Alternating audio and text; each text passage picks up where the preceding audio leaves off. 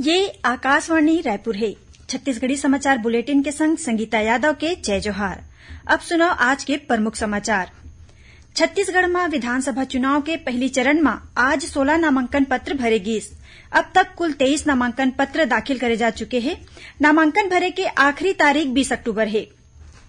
पहली चरण के चुनाव में 80 बछर या ओखर ले ज्यादा उम्र के मतदाता और दिव्यांग मतदाता जौन डाक पत्र मतपत्र ले घर ले मतदान करना चाहिए, उखर पर निर्धारित प्रारूप 12 में आवेदन करे के काली आखिरी तारीख हरय। और बीजापुर जिला में आज सुरक्षा बल मन संग होए मुठभेड़ में 8 लाख रुपया के एक झिन इनामी माओवादी मारे गिस। अब समाचार विस्तार ले। छत्तीसगढ़ में विधानसभा चुनाव के पहली चरण बर नामांकन पत्र भरे जाथे। आज 16 नामांकन पत्र भरे गिस। अब तक कुल 23 नामांकन पत्र दाखिल करे जा चुके हैं। नामांकन पत्र भरे के आखिरी तारीख 20 अक्टूबर है। पहली चरण में 20 सीट में 7 नवंबर के मतदान होही। पहली चरण के चुनाव में 80 बछर या ओखर ले ज्यादा उम्र के मतदाता और दिव्यांग मतदाता जौन डाक पत्र के माध्यम ले घर ले ही मतदान करना चाहते, उखर पर निर्धारित प्रारूप 12 के तहत आवेदन करे के काली आखिरी तारीख हवय। एखर बर सबो विधानसभा क्षेत्र मन में BLO डहर ले घर घर जाके सर्वे के काम पूरा कर ले गे हे।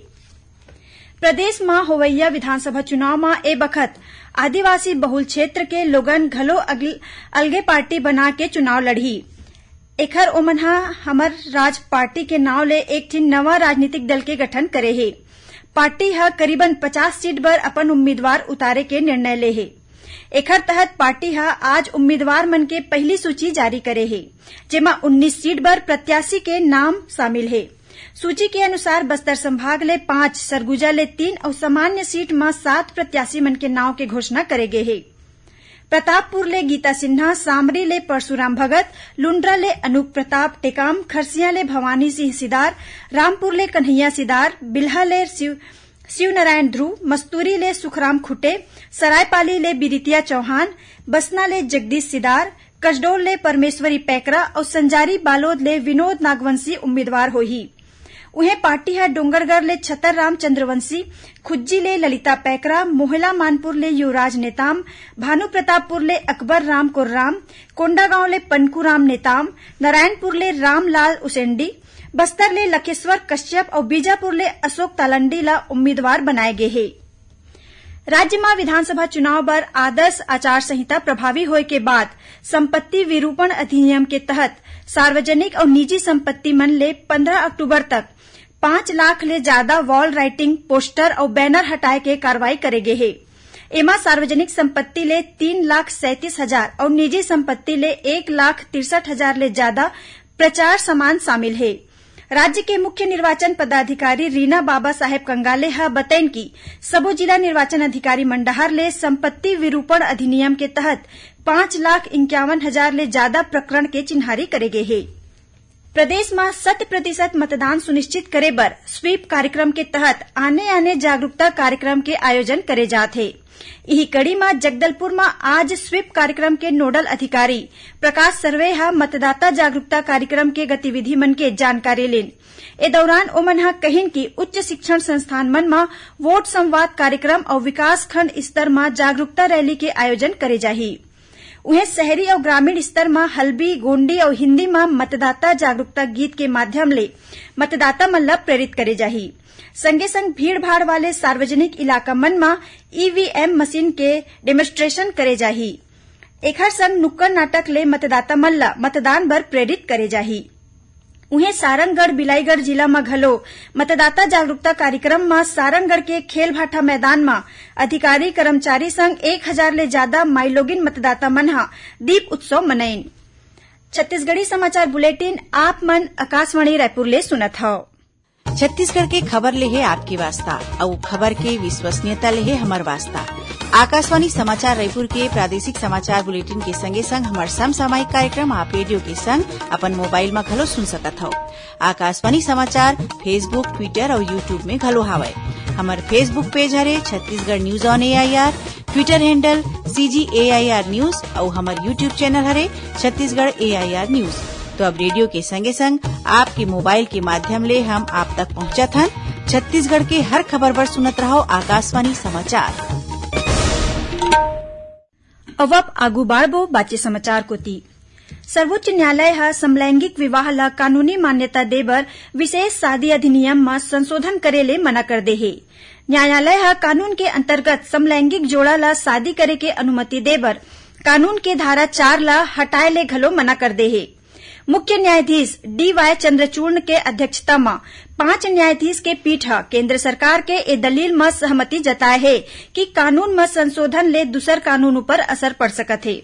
पीठ सर्वसम्मति ले देश में समलैंगिक विवाह के अनुमति देबर अधिनियम में संशोधन नहीं करे के फैसला दिन।